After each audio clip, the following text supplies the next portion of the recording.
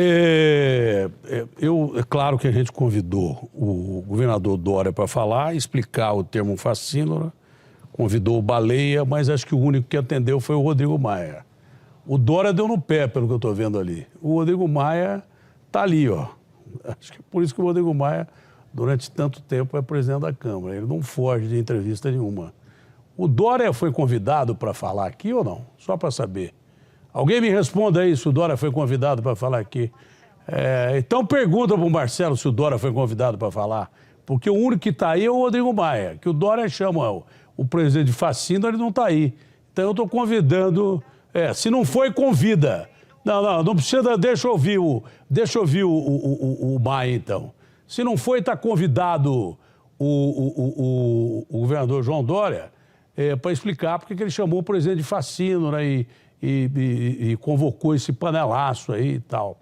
Mas, presidente Rodrigo Maia, é um prazer recebê-lo. Claro que a gente ouve todos os lados aqui na Rede Bandeirantes de rádio e televisão. A nossa plataforma é de jornalismo aberto, franco, claro e de credibilidade, chefiada pelo maior jornalista do país, que é o Fernando Bitter, não é à toa, e pela nova geração, pelo Schneider.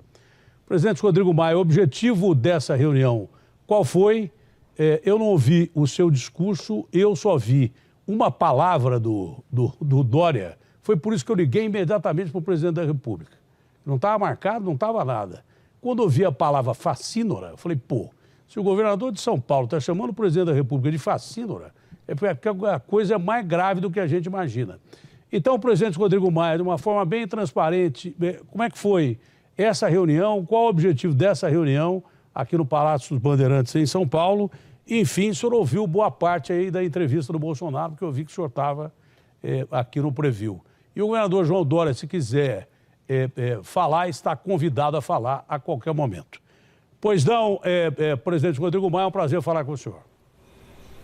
Datena, tudo bem? Obrigado aí pela oportunidade. Olha, por que vocês se reuniram aí que eu não ouvi a entrevista, não deu para ouvir. Aí no Palácio dos Bandeirantes, presidente.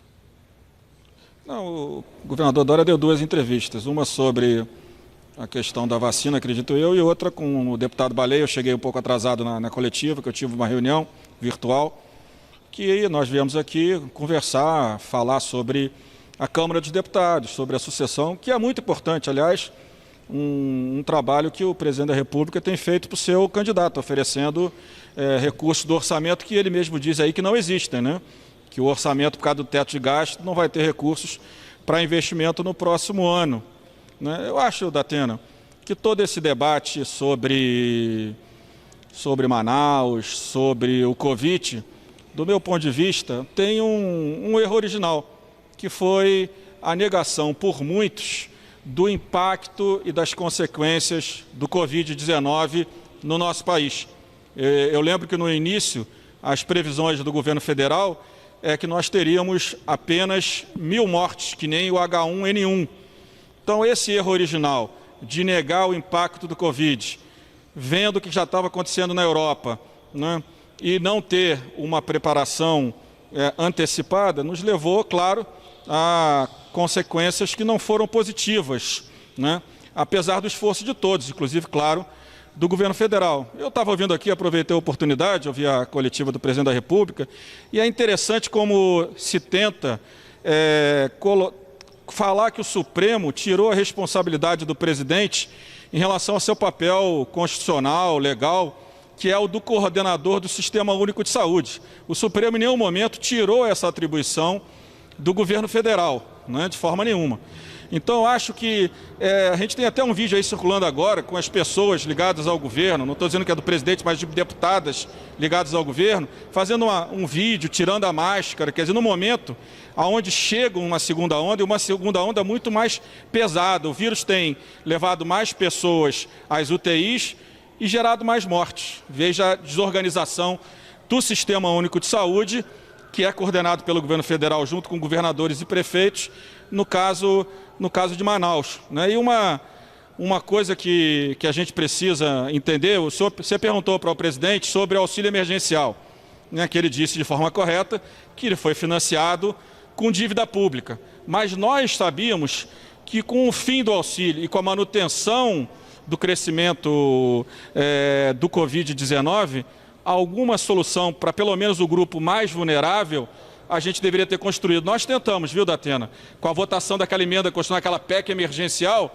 que era exatamente sem criar novas despesas dentro do orçamento primário de 1.485 trilhão, que é o que o teto de gastos autoriza para esse ano de 2021, cortar despesas para conseguir arranjar um espaço de 8, 10, 12 bilhões para conseguir, dentro da responsabilidade fiscal, ampliar o Bolsa Família para que essas famílias mais vulneráveis, que vão ficar sem nada, que já ficaram sem nada a partir de janeiro, pudessem ter alguma solução. Mas o presidente não quis votar. O senador Márcio Bittar disse, em conversas reservadas, que o presidente disse que não ia votar nenhuma dessas matérias de corte de gastos, que de fato são matérias de escolhas, né, que precisam ser feitas, né. Então eu acho que o que falta para o Brasil é um projeto de Brasil, é planejamento. A gente sabia que a segunda onda estava voltando, a gente não se preparou. Um país como o Brasil, Datena, não ter oxigênio em Manaus, está tendo que buscar oxigênio na Venezuela, né? Um país como o nosso pego de surpresa com o fechamento das fábricas da Ford, aonde decidem fechar suas fábricas no Brasil e mantê-las na Argentina, tão criticada pelo governo federal. Então a minha impressão é que o governo não tem projeto, não tem planejamento. Se nós tivéssemos aprovado a PEC 45, a unificação dos impostos de bens e serviços, né, incluindo o CMS, o ISS, o PIS/COFINS e o IPI, nós teríamos criado um ambiente de negócio, uma melhor competitividade para o setor privado. Esse manicômio tributário foi um dos motivos que tirou a Ford do Brasil. Então, eu acho que é disso que a gente tem que falar. A gente não tem que ficar criticando o governador, essa chapa, ele de governador, um de candidato a presidente, outro de vice, debochando das pessoas, né? Ninguém aqui está disputando eleição. A gente está vendo que o número de mortes no Brasil está aumentando, né? Que essa segunda onda do vírus veio mais pesada, mais gente morrendo, e o que a gente quer são soluções. Nós queremos retomar o trabalho, mandei um documento agora para o presidente Davi, para a gente retomar a comissão, abrir a comissão representativa, para que o parlamento possa convocar o ministro da Saúde, possa convocar a Anvisa, possa discutir entre os seus pares, com a sociedade, com os governadores e prefeitos, as soluções, não apenas para Manaus, mas para todo o Estado brasileiro. Presidente Rodrigo Maia, é claro que um governador, como o governador João Dória, xingar um presidente de facínora, bandido, nós vimos que coisas impensáveis estão acontecendo por causa dessa crise da Covid no mundo. Bom, a democracia mundial, democracia de Lincoln, Jefferson, Franklin, e vai daí por diante, de uma Constituição que é considerada a base democrática dos tempos modernos. De repente nós vimos o Capitólio, o Congresso invadido. Mas de repente você vê um governador como o governador João Dória, do estado de São Paulo, que é o estado mais rico da União, chamar o presidente de bandido, de facínora, isso não abre espaço para risco institucional no Brasil? Ou o senhor acredita que as instituições estão acima disso? Nos Estados Unidos era impensável a gente ver o que nós vimos outro dia com a invasão do Congresso Nacional, do Capitólio, onde tem a Câmara e o Congresso americanos, não é? Incitados pelo presidente da República, que um governador chama o presidente da República de bandido. O senhor sempre foi uma pessoa dura, porém terna. O senhor nunca avançou os limites. O senhor pode não concordar com o presidente da República, eu nunca vi você chamar o presidente da República de bandido. O senhor não acha que o governador de São Paulo avançou o sinal e que isso não é bom para ninguém no Brasil?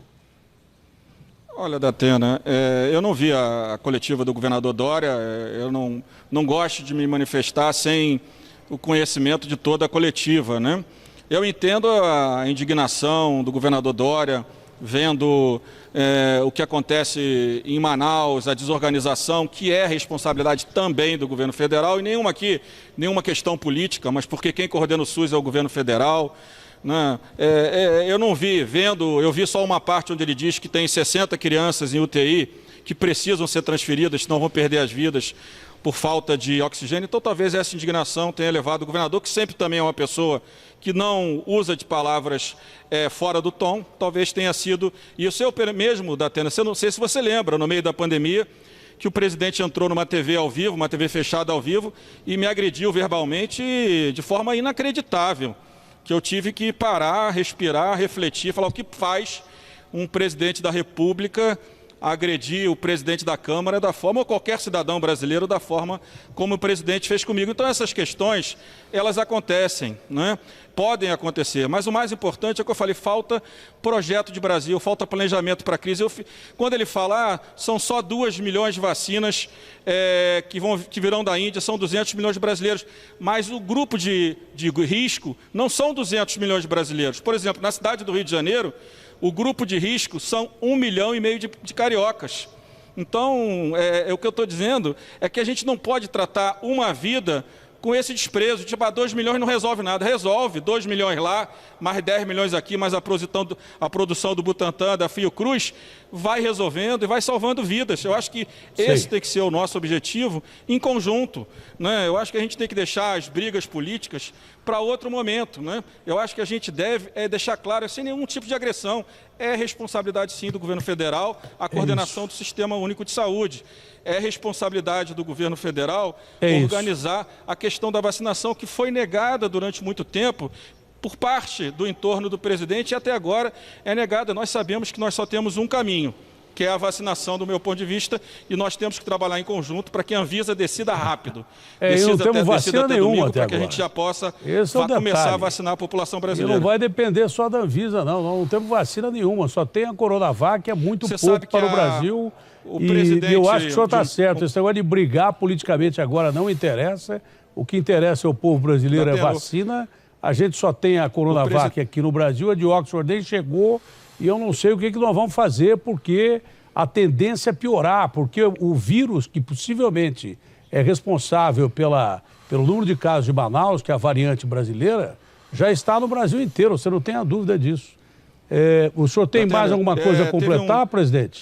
Só para encerrar, agradecer a oportunidade, dizer ao presidente da República que, mesmo quando ele debocha, quando ele agride, quando ele menospreza os outros, que ele pode ter certeza que a instituição Presidência da República terá sempre o meu respeito, como presidente da Câmara, como deputado e como cidadão brasileiro. E que eu espero que a gente consiga resolver a vacina. Outro dia, o presidente de um grande laboratório que tem a vacina, que não chegou no Brasil ainda, disse que mandou e-mail para o Ministério da Saúde várias semanas sem resposta, né? É disso que nós estamos falando, um certo descaso, do meu ponto de vista, por não acreditar na vacina, de muitos no entorno do presidente. Então a gente tem que parar de conflito, o governo não tem que levar nem o presidente crítica para o lado pessoal, as críticas são sempre para contribuir. E eu, como cidadão, como deputado, como presidente da Câmara até 1º de fevereiro, eu quero ajudar, quero colaborar, por isso que eu acho que o parlamento deveria estar funcionando, debatendo e construindo as soluções, como os construímos na pandemia.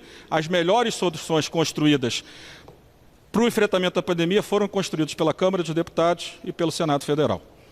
Presidente, foi um prazer falar com o senhor. A sua palavra veio num momento muito bom, porque o Brasil precisa de calma e não precisa de distensão no momento que talvez a gente esteja só começando a ver o princípio de um filme muito ruim, não para o Brasil, mas para o mundo inteiro, porque as pessoas estão perdendo a mão para lidar com esse vírus. E a única palavra que tem, a única esperança que tem é a vacina. Muito obrigado, presidente. Muito obrigado.